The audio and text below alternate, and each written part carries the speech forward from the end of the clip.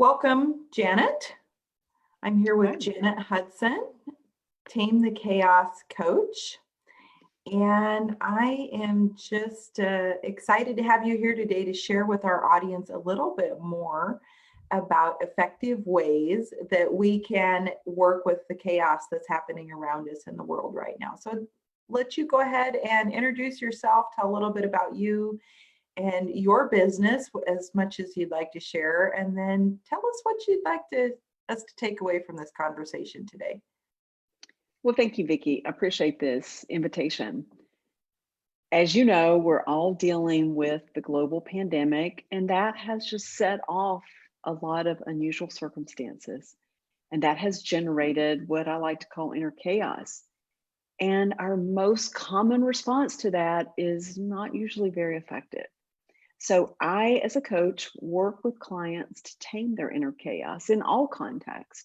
And it just so happens that now most of the world is interested in doing this. So I appreciate the opportunity to come. Chaos right now. That's right, exactly. Yes. So do you have a couple words or phrases that you can give us when you say chaos? Do you have some words that people would relate to say, oh yeah, I know I'm experiencing that inside? Yes. Anxiety, uncertainty, doubt, confusion, frustration, fear, anger. I guess you could summarize it as negative, unwanted emotions. Of course, we're very familiar with them. They happen to us as human beings, and we cannot eliminate those. So that's why I call it taming that inner chaos that goes on in our own minds and bodies.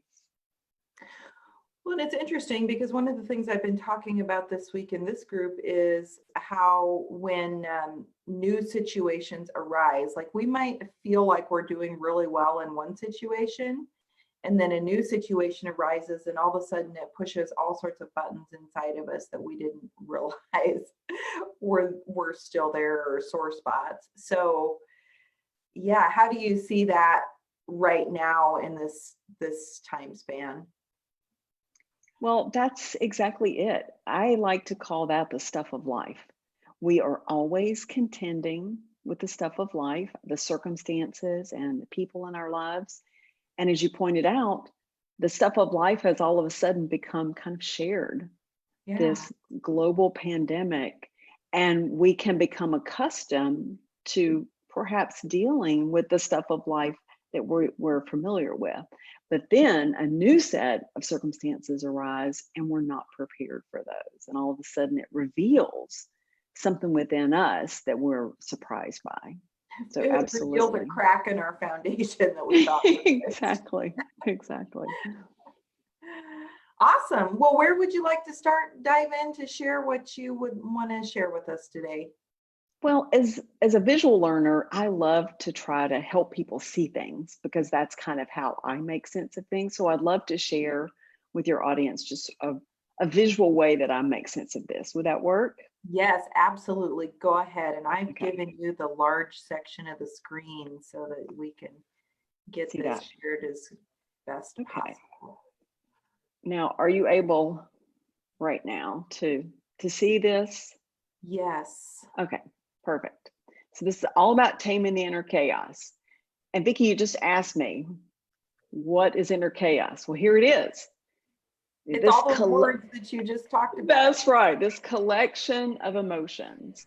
And collectively, that's what I call inner chaos. They're all those unpleasant, negative emotions that we experience.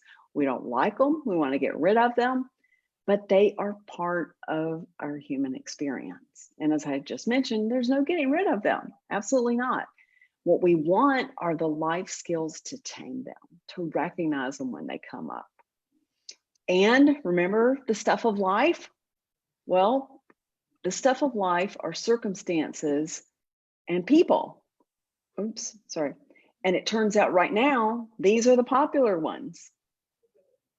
Now look at these for a minute. Global pandemic, event cancellations, school closures, business closures, shortages, travel restrictions, stock market volatility. These are all just phrases. These are just We could say facts going on right now. This is what we're currently giving a lot of attention to, but the stuff of life is anything from A to Z, all the things that come up in our lives. They're constantly changing and constantly presenting challenges for us.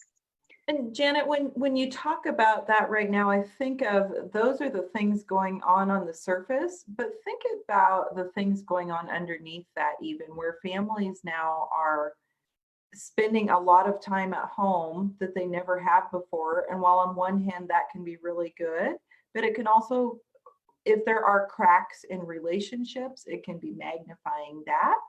There can be some intensity around relationships, about fears about money, fears about, is my business going to survive? Is my job going to be there? So all of those words that you listed there, they're just like the tip of the iceberg under everything else, isn't it? Absolutely. And that's why I call these a trigger. The stuff of life is in some ways very neutral, but it triggers something that's not neutral at all. You've just anticipated. It's our reaction to the stuff of life.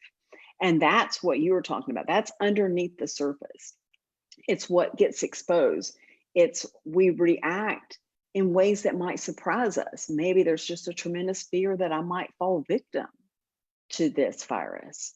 And what about these event cancellations? This maybe is going to ruin some opportunity for me. School closures. There may be parents who are freaking out about their children's future. I can just imagine there are parents who are thinking, wow, my daughter is never going to get the math foundation she needs because she's missing out. And they're wondering how they're going to be the temporary school teacher in the meantime. Exactly. Are not prepared for this. Yes.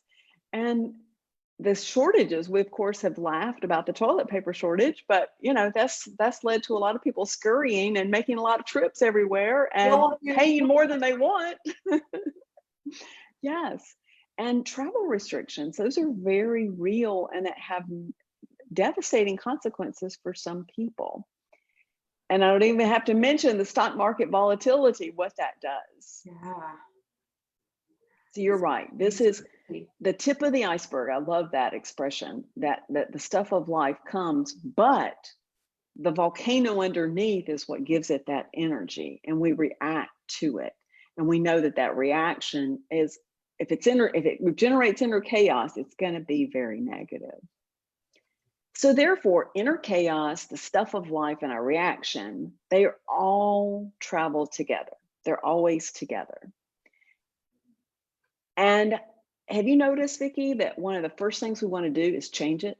Let's get rid of this. Let's change something about this. This can't be happening. I need answers. How am I going to plan for the future?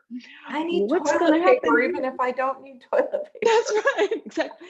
I've got to control this. Or blame. Who can I blame? Who's the politician that's responsible for this? Who didn't do what they were supposed to that's now going to expose me to something deadly? And that's just where our human minds go. We want it to be different. Immediately, we resist it, and then we want to attribute blame to someone. That's just common. If that happens, you're human. Therefore, that leads us then to reason, probably not even at a conscious level, but we just assume that the stuff of life is the cause of all this inner chaos that we're experiencing. But I really want to put a big caution around that. That's the assumption, and that's why we want to change it. That's why we want it to be different. If we could just figure out whose fault it was, but it's not the cause. It's very counterintuitive. It's the trigger. Remember, I'm not saying it's irrelevant. It's very relevant, but it's only the trigger. And what do triggers do? They knock things over. They reveal, as you said, they reveal weak foundations, cracks in foundations. So that's the important thing. I think this is where most of us go wrong. We spend all of our energy trying to alter this thing, the stuff of life. And I won't get into a big argument, but I do want to, if anyone would resist this, just kind of point out, well, you know what? The same stuff of life can show up and people can react differently. Can you imagine there are people very happy now? If you had invested in toilet paper and your basement was full of it, it would be wonderful. Or the What people if you, who make hand sanitizer right now, or, that's right. many of there are a lot of businesses thriving because all of a sudden new opportunities have been created. What if you were the homeschool parent who had a lot of resources, and all of a sudden there's this tremendous market for it? All of a sudden your kids who've always felt different, now their whole community is doing what they've always done. So you're thrilled because this has created something that's shared for you. What if your travel plans had been with your parents and you didn't want to go, but you didn't want to tell them you didn't want to go, and now you don't have to go? So you're excited. What if you just sold your portfolio and invested in some property and you're like, oh boy, that was a great decision?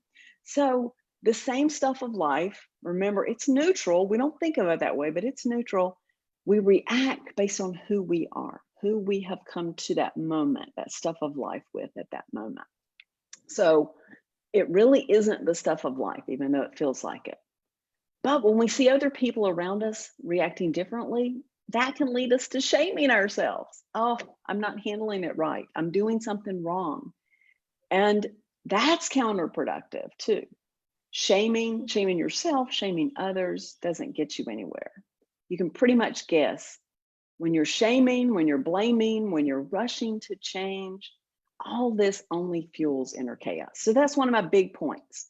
The counterproductive things we do when we get catastrophizing, when we go down these rabbit holes, when we feel that energy intensify, it's because we've gotten trapped in this swirl. Of course, then what do we want to do instead? Respond. The way we tame inner chaos is not by resisting things that we have limited or no control over. Don't you know that, Vicki? We cannot change these things we desperately want to, but once we can really process that, we can't change these. They're not within our power. Even our reaction, you know that your reaction initially is really based on your past. It's based on your previous experiences, and that just comes up. We can't help it. And that's why it's counterproductive to criticize ourselves, wishing we had done it differently. It does no good. But what do we have absolute, complete control over? Our response to this. So this is where the focus is. All of the focus for taming, for dealing with crises, for dealing with life is the response.